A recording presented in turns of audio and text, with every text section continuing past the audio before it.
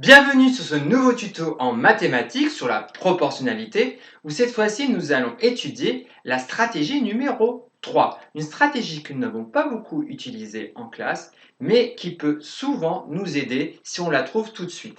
Donc, la stratégie 3, c'est trouver le coefficient multiplicateur entre deux lignes. Ah, le mot coefficient multiplicateur paraît compliqué comme ça, mais c'est en gros trouver une multiplication, cette fois-ci entre deux lignes. La première stratégie, c'était trouver un multiplicateur entre deux cases. Cette fois-ci, ce n'est plus deux cases, mais c'est entre les deux lignes. Donc, je réexplique quand même le problème de référence. Ici, le nombre de tours et la distance en kilomètres. Alors, cette fois-ci, on vous dit que 7 tours correspond à 21 kilomètres.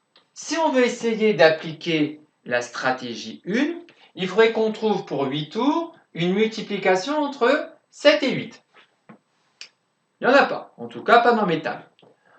Ensuite, je pourrais utiliser la stratégie 2. Comment je pourrais faire 8 en additionnant des cases? En additionnant, ce n'est pas possible, on dépasse. La stratégie 2 pour l'instant est en échec. On pourrait peut-être essayer de le faire par soustraction. 11 moins 7, ça fait 4. 20 moins 7, ça fait 13. 20 moins 11, ça fait 9. La stratégie 2 est en échec. La stratégie 1 est en échec. Il va donc falloir passer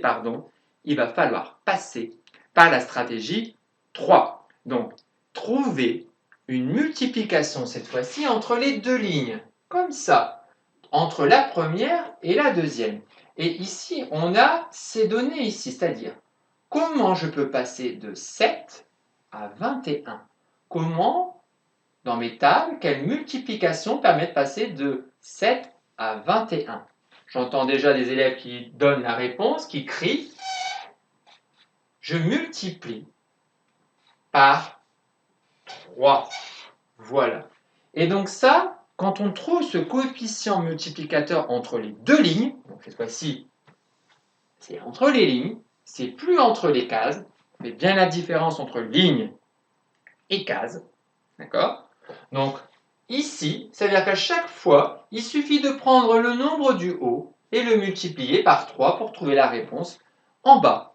Donc à chaque fois, je vais multiplier par 3. Donc pour trouver la réponse pour 8 tours, je vais faire 8 fois 3. La réponse est tout simplement 24. 3 fois 8, 24. Alors c'est vrai que dès qu'on trouve ce coefficient multiplicateur, franchement, c'est beaucoup plus simple. Il suffit de prendre la case du haut et de multiplier par ce coefficient. Maintenant, 11 fois 3. 11 fois 3, ça fait 33. Si on ne sait pas, on fait 1 fois 3, 3. 1 fois 3, 3. 33. Vous avez vu, ça va plus vite. La stratégie 3, elle est quand même très rapide si on la trouve. Et la dernière, pour 20 tours, je fais 20 fois 3. 3 fois 0, 0. 3 fois 2, 6. 60 km. Donc, on voit que cette stratégie 3, quand on arrive à trouver cette multiplication entre les lignes, elle est hyper rapide et elle peut bien nous aider quand la stratégie 1 et la stratégie 2 sont en échec. Donc, même si le terme de coefficient multiplicateur semble compliqué, cette stratégie n'est pas difficile.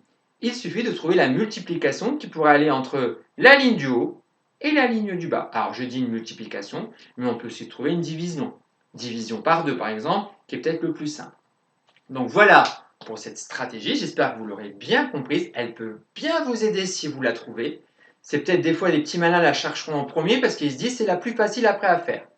Donc là, moi, je vous dis à bientôt pour un prochain tuto sur la stratégie numéro 4. À tout de suite!